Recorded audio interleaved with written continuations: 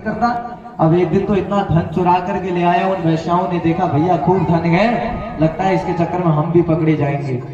धन हड़प लिया और अंतिम में रात्रि के समय में धुंधकारी जब विश्राम कर रहा था, धुंधकारी के हाथ पांव बेड पर खटिया पर बांध दिए और गरम आग जलाई, गरम कोयले धुंधकारी के मुंह में डाल दिए। आज धुंधकारी को मारने की सोच ली, बोले न रहेगा बांस न बजेगी बांसुरी है। आज धुंधकारी के मुंह में गरम गरम आग के अंगारे भर दिए। अब धुंधकारी तड़प रहा है, तड़प तड़प करके सोच रहा है कि हे माता पिता, अगर आज मैं आपके साथ गलत नहीं किया होता तो मुझे यह दिन देखने को आज नहीं मिलते, मैं आपकी सेवा करता, हंसता खिलता मेरा परिवार होता। और ऐसा कहते हुए तड़प तड़प करके वह धुंधकारी मर गया। प्रेम से बोलिए राधे राधे। अब देखो हंसता खिलता पूरा परिवार समा गया, सब चला गया। एक विख्यात पुत्र पुत्री के होने के कारण, इसीलिए कहते हैं बचपन से अच्छे संस्कार दो। एक बालक बालिका अपने घर परिवार को पूरा बर्बाद भी कर सकती है, कर सकता है। अच्छे संस्कार जहां प्राप्त होंगे वह घर स्वर्ग बन जाएगा। अब देखिए उधर गोकर्ण जी काशी में थे, उन्हें पता लगा मेरी माता जी मर गई, भाई मर गया, पिताजी जंगल चले गए। गया में जाकर के पिंडदान करके आ गए। और पिंडदान करके जैसे ही घर लौटे, घर आकर जैसे ही देखा घर में चारों ओर खूब घास जमी हुई थी, कूड़ा करकट था। छोटा सा स्थान साफ किया तो वहीं पर विश्राम करने लगे। जैसे ही विश्राम कर रहे थे, जैसे ही निद्रा आ रही थी, उसी समय भयानक एक राक्षस प्रकट हो गया भैंसे के स्वरूप में। अरे राक्षस डराने लग गया गोकर्ण जी को, बोल नहीं पाता, चिल्लाता। गोकर्ण जी डर गए। गोकर्ण जी ने कहा भैया कौन हो? वो बोल नहीं पाता, हूं मुंह से करता रहता, बस अपना मुंह घुमाते रहता। अरे गोकर्ण जी ज्ञानी है, हाथ में गोकर्ण जी ने जल लिया और तथास्तु कह करके वह जल के छींटे जैसे ही उस दैत्य के ऊपर मारे, वह दैत्य बोल पड़ा कि अहम भ्राता त्वदीयोऽस्मि धुंधकारी नामता स्वकीये देव दोषेण ब्रह्मत्वं नाशितम मया। अरे भैया मैं आपका भाई हूँ। कौन? धुंधकारी। अरे गोकर्ण जी ने देखा कि मेरा भाई प्रेत बनकर भटक रहा है। गोकर्ण जी ने कहा कि भैया मैं तो गया में जाकर के पिंडदान कराया, तुम डरे नहीं क्या? तो आज वह धुंधकारी ने कहा मैं प्रेतों का भी प्रेत हूं, मैं ऐसे करने वाला नहीं हूं, भैया मेरा उद्धार कर दीजिए।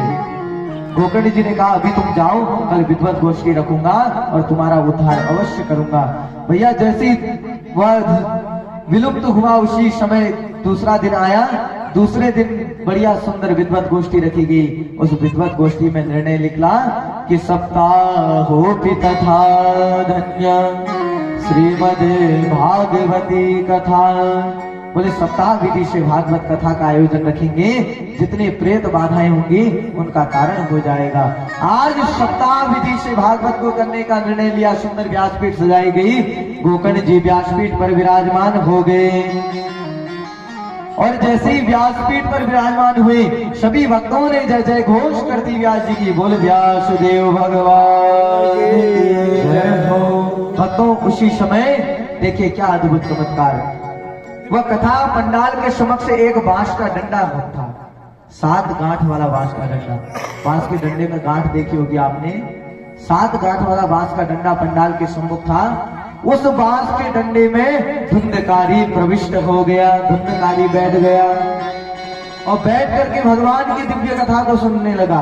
कथा का प्रथम दिन बीता, प्रथम गांठ चटक गई। प्रेम से बोलिए राधे राधे। भक्तों दूसरा दिन बीता, दूसरी चटक गई। प्रेम से बोलिए राधे राधे।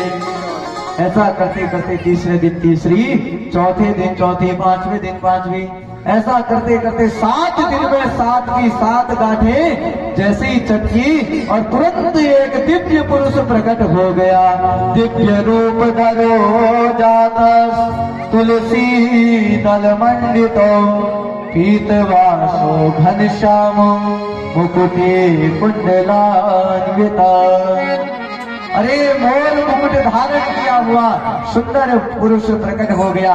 कानों में कुंडल है, मोर मुकुट धारण किया है, पीला पीतांबर ओढ़ा हुआ है। आज ठुमुक ठुमुक करते हुए गोकर्ण जी के सम्मुख प्रकट हो गया। गोकर्ण जी ने पूछा भैया कौन हो? तो तुरंत उत्तर आया अहम भ्राता त्वदीयोस्मि, भैया मैं आपका भ्राता भाई धुंधकारी।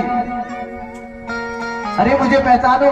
गोकर्ण जी ने कहा धुंधकारी प्रेत बनकर भटक रहा था, अरे भागवत को सुनने से आज स्वयं भगवान बन करके प्रकट हो गया।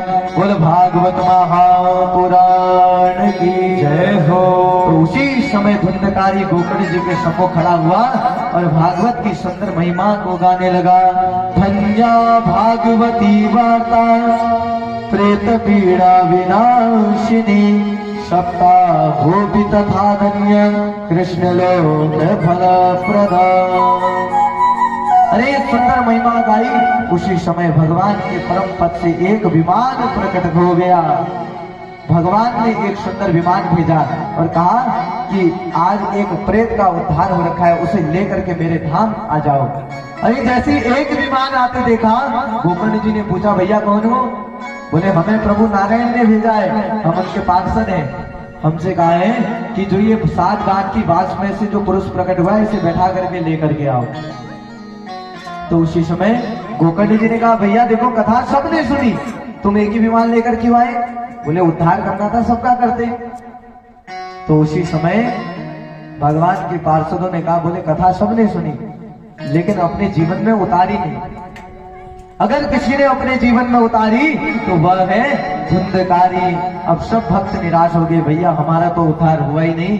गोकर्ण जी ने कहा भैया घबराने की कोई बात नहीं है, जैसे ही अगला कार्तिक मास आएगा पुनः भगवान की दिव्य कथा करेंगे और उसमें सबका उद्धार होगा। आज वह धुंधकारी जो सुंदर तरीके से प्रकट हो करके आज दिव्य रूप में विमान में बैठा और भगवान के परम पद को प्राप्त हो गया। बोल कृष्ण कन्हैया लाल की जय हो। अगला कार्तिक मास आया, सुंदर व्यासपीठ सजाई, व्यास जी बैठे, अब भगवान की दिव्य पावन कथा प्रारंभ हो रही थी। भक्तों अब सब श्रोता इतने बढ़िया से सुनने लगे, सबके मन में आया भैया हम ना छूट जाए। बोले 7 दिन में हमें जाना है, हम कहीं यहाँ नहीं छूट जाए। तो श्रोता कथा को बढ़िया सुंदर तरीके से सुनने लग गए। तो 7 दिन में भगवान के धाम कौन कौन जाना चाहता है? किस किस को पता है कि 7 दिन में हमने मरना है? 7 दिन में किस किस को पता है हमने मरना है? कोई बताएगा? 7 दिन में आप में से किसी को मरना है? हाँ या ना? मरना 7 दिन में ही है। मैं बताऊंगा कैसे। सोमवार, मंगल, बुध, बृहस्पति, शुक्र, शनि, रवि है। ये 7 दिनों के अलावा कोई गया नहीं। ये 7 दिन में ही हमें जाना है, ये 7 दिन में ही आपको जाना है। तो यही सप्ताह विधि भगवान की कथा की जो है आज सब भक्त श्रोता समुदाय कथा सुन रहे थे कि भैया 7 दिन में कहीं यहाँ छूट ना जाए। अब कुछ पता थोड़ी है कल जाना है, क्या पता ये 7 दिनों में ही आ जाए। तो इसलिए उद्धार ऐसा होना चाहिए, कर्म ऐसे होने चाहिए कि हमारा उद्धार हो जाए। अब देखिए बढ़िया सुंदर तरीके से कथा चल रही थी। दूसरा, तीसरा, चौथा, 5वां, 6वां दिन बीता, 7वां दिन बीता। तो सप्ताह विधि जैसी पूर्ण हुई, जितने भक्त श्रोता समुदाय थे उतने विमान प्रकट हो गए। बोल भागवत महापुराण की जय हो। अरे सब आनंद में झूम झूम करके विमान में बैठने लगे और भगवान के परम पद को जाने की तैयारी चलने लगी। अब सब विमान में बैठे खूब नाम संकीर्तन कर रहे हैं। उधर गोकर्ण जी ने देखा कि भैया कथा सबने सुनी, अगर मेरे माता पिता का भी उद्धार हो जाता, अगर मेरे माता पिता भी कहीं कथा सुन रहे होते, आज मेरे माता पिता का भी उद्धार हो जाता। अरे गोकर्ण जी ने जैसे ही पीछे मुड़कर देखा, गोकर्ण जी के माता जी खड़ी है, गोकर्ण जी के पिताजी खड़े हैं सुंदर रूप में। आज गोकर्ण जी बड़े प्रसन्न हैं और विमान में बैठ करके नाम संकीर्तन करते हुए भगवान के धाम जा रहे। कैसे? नारायण नारायण श्रीमन नारायण नारायण नारायण जय।